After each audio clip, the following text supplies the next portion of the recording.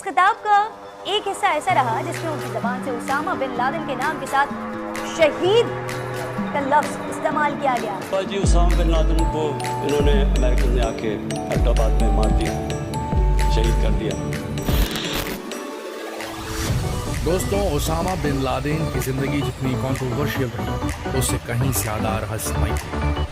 कोई कहता है कि उसे खुद अमेरिका की खुफिया एजेंसीज और मिलिट्री ने ट्रेन किया था और बाद में वो खुद अमेरिका का विरोधी बन गया। और कोई ये कहता है कि उसामा बिन लादेन एक आतंकवादी न होकर एक खतरनाक साइंटिस्ट।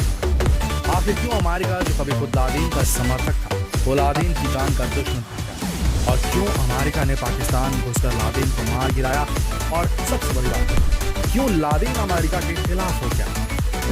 आज के वीडियो में हम जानेंगे कुछ इन्हीं तथ्यों पर, जानने की कोशिश करेंगे क्योंकि बहुत सी चीजें तो आज तक पूरी तरीके से पर्दे में रखी गई हैं, जमीन दोस्त कर दी गई हैं, दबा दी गई हैं, दफन कर दी गई हैं, जिनसे कुछ भी पता निकाल पाना मुश्किल है। यहाँ तक कि उसामा बिन लादेन के शरीर तक तो समंदर की गहराइयों में दफना दिया गया है। क्यों दफना दिया गया है? जानेंगे एक ऐसी कहानी जिसमें दो मुल्कों की दुनिया पर राज करने की महत्वाकांक्षा के चलते कई छोटे मुल्कों को बलि का बकरा बनाया गया, और कैसे अमेरिका ने खुद ही 9/11 के लिए जमीन तैयार की थी।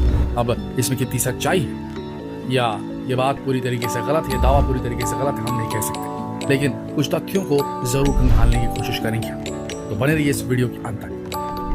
सेकेंड वर्ल्ड वॉर खत्म होने के बाद ये साल 1945 से 1989 के बीच का दौर था। दुनिया दो ध्रुवों के बीच बट गई थी और दो ध्रुव थे अमेरिका और सोवियत संघ। शीत युद्ध या कोल्ड वॉर शब्द का इस्तेमाल अमेरिका और सोवियत संघ के बीच उस दौर में जारी रहे तनावपूर्ण संबंधों के लिए किया जाता है। परमाणु युद्ध की आशंका से दोनों ही पक्ष कभी भी सीधे तौर पर एक दूसरे से युद्ध में नहीं उलझे, लेकिन उस वक्त करोड़ों लोग इस डर के साए में जी रहे थे, और ऐसे में दोनों ही देश दुनिया पर हुकूमत करने के लिए अपने सपने को पूरा करने के लिए माहौल तैयार कर रहे थे। अफगानिस्तान के ऊपर जितने भी देश हैं जैसे किर्गिस्तान, कजाकिस्तान, तुर्कमेनिस्तान, ये सब उस वक्त सोवियत रूस का हिस्सा है। ऐसे में उस एरिया में रूस के प्रभाव को कम करने के लिए अमेरिका ने पाकिस्तान का जो POK वाला एरिया है वहाँ गिलगिट में एक आर्मी कैंप बनाया, क्योंकि पाकिस्तान के ऊपर अमेरिका हमेशा से ही मेहरबान रहता है, इसलिए पाकिस्तान भी उसके मंसूबों में उसका साथ दे रहा है। अब जब रूस ने देखा कि इस एरिया में अमेरिका अपने पांव जमाने की कोशिश कर रहा है तो उसने अफगानिस्तान पर हमला कर दिया, क्योंकि वो पाकिस्तान को घेर कर वहां बने अमेरिका के आर्मी कैंप का जवाब देना चाहता था। लेकिन अमेरिका भी कुछ कम नहीं था, वो भी इस हमले का जवाब देना चाहता था, पर कोल्ड वॉर के चलते ये मुमकिन नहीं था। और वैसे भी रूस ने अमेरिका पर सीधे हमला नहीं किया था, उसने हमला तो अफगानिस्तान पर किया था, पर मकसद तो उसका अमेरिका को घेरने का ही था। तो अमेरिका ने भी अब एक प्लान बनाया। उसने साउथ अफ्रीका से एक बहुत बड़े साइंटिस्ट को बुलाया जो एक बहुत ही धनी परिवार से था, और उसमें लोगों को मैनिपुलेट करने का एक ऐसा गुण था कि जो उसकी बातें सुन ले वो बिना कुछ सोचे समझे उसके पीछे चलते।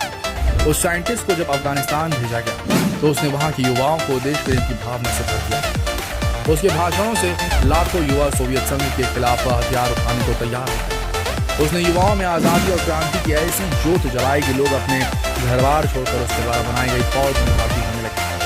लेकिन इस युद्ध के लिए उन्हें हथियारों और टेक्नोलॉजी की जरूरत थी, और यहाँ उन्हें मिला अमेरिका का साथ। अमेरिका ने उनसे कहा कि जाओ आप लड़ो और हम आपको पैसा, हथियार और टेक्नोलॉजी सब प्रोवाइड करेंगे, ऐसा कहा जाता है। और फिर क्या, अमेरिका की मदद से उस एक साइंटिस्ट के लीडरशिप में अफगानिस्तान के लड़ाकों ने रूस को अपने देश से खदेड़ दिया। अब पूरी स्टोरी सुनने के बाद आप समझ गए होंगे कि वो साइंटिस्ट आखिर कौन था। यहाँ वो साइंटिस्ट था उसामा बिन लादेन, ऐसा बताया जाता है। इसे अमेरिका ने ही ताकतवर बनाया है। ये थ्योरी है, एक फैक्ट है, हम नहीं कह सकते, लेकिन बात ऐसी बताई जाती है।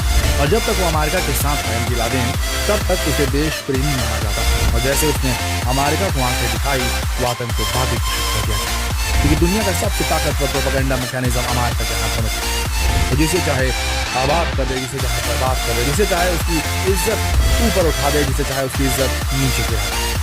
मीडिया पे यही तो पावर होता है, और यही थी अमेरिका की दोहरी राजनीति, और यही था उस कोल्ड वॉर का इफेक्ट जिसका असर आज भी दुनिया में देखा जा रहा है। लेकिन यहाँ एक सवाल है जो अभी भी समझ में नहीं आया, वो ये क्या आखिर जब उसामा अमेरिका के समर्थन से ही इतना आगे बढ़ा तो फिर आगे चलकर वो अमेरिका का दुश्मन कैसे बन गया। तो इसके पीछे की कहानी भी काफी पुरानी है। दरअसल ओसामा अमेरिका से बदला लेना चाहता था क्योंकि अमेरिका ने कई साल पहले फिलिस्तीन पर बमबारी की और वहां रहने वाले मुस्लिमों को वहां से जाने के लिए मजबूर कर दिया और फिलिस्तीन को तोड़कर इजराइल बना दिया था। यही वो कारण जिसकी वजह से ओसामा अमेरिका से बदला लेना चाहता था। ओसामा भले ही अमेरिका का साथ दे रहा था पर वो मन से जिहादी था और वो सिर्फ अपने आप को मजबूत करने के लिए अमेरिका का साथ दे रहा था। जैसे ही उसके पास ताकत और पैसा आया उसने अमेरिका से बदला लेने की ठान ली और उसका नतीजा था 9/11। इस हमले के बाद लादेन ने कहा था कि जब अमेरिका ने फिलिस्तीन पर बम गिराए थे तब वहां के लोगों की क्या गलती थी और जब बम गिराने का अधिकार केवल अमेरिका के ही पास है। कोल्ड वॉर में अमेरिका ने वियतनाम पर 28 करोड़ बम गिराए थे, पूरे देश को बर्बाद कर दिया था। इतना ही नहीं, आज भी अगर दुनिया के किसी देश में कोई आतंकी या युद्ध जैसी घटना होती तो उसके पीछे कहीं न कहीं कोल्ड वॉर भी होता है जो आज तक चल ही रहा है, उसके आखिर तक आज तक चलता और शायद हमेशा चलते रहेंगे। तो जब दुनिया की दो महाशक्तियां आपस में सीधे एक दूसरे से नहीं जुड़ सकती तो इसी तरह दूसरों को मोहरा बनाकर अपना प्रभाव बढ़ाने की कोशिश में लग जाती, जिसका खामियाजा अफगानिस्तान जैसे छोटे मुल्कों को चुकाना था। अच्छा, अफगानिस्तान की पूरी हुई ये जंग यही खत्म नहीं है, इसकी लपटे म्यांमार में पहुंच गई। अब आप कहेंगे कैसे?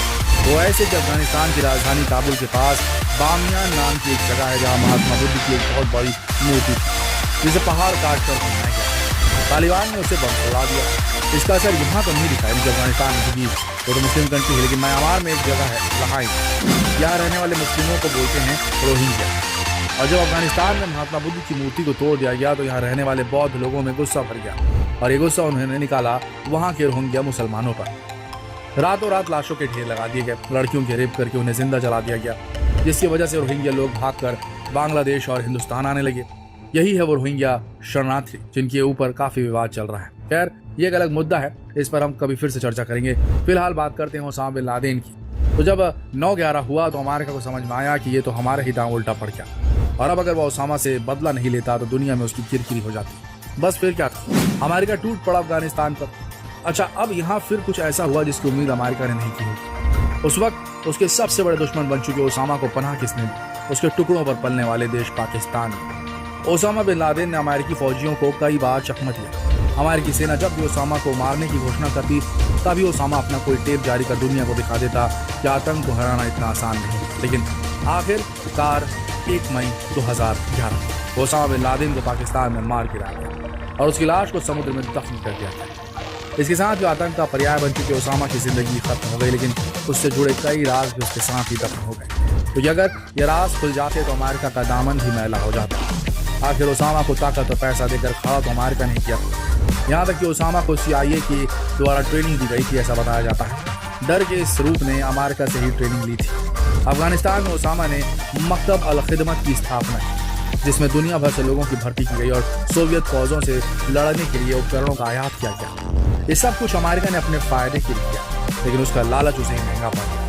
अगर ओसामा बिन लादेन आतंकवादी था तो उसे तैयार करने और ताकतवर बनाने वाले अमेरिका को आप क्या कहेंगे?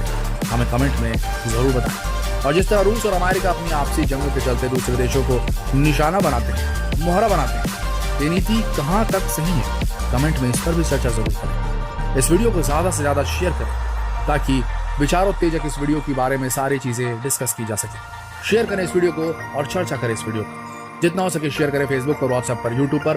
कल फिर मिलेंगे एक और दिलचस्प वीडियो में। तब तक के लिए आप सबका इस वीडियो के अंत तक बने रहने के लिए दिल से धन्यवाद।